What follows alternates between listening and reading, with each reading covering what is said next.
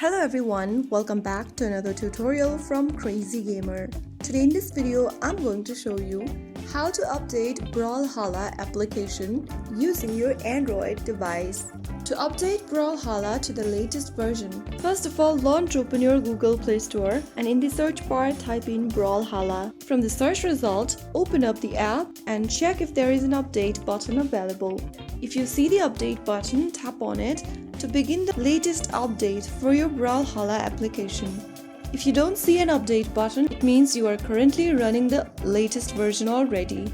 In that case, no need to be downloading the latest upgrade. But if you see the update button, tap on it and wait for the application update to download.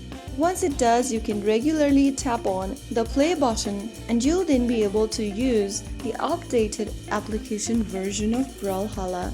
So that's how it's super easily done. The latest version comes up with bug fixes, performance improvements, and so on. If you found the video helpful, don't forget to like, share, and subscribe to our channel. I will be back again in the next episode. Thank you for watching.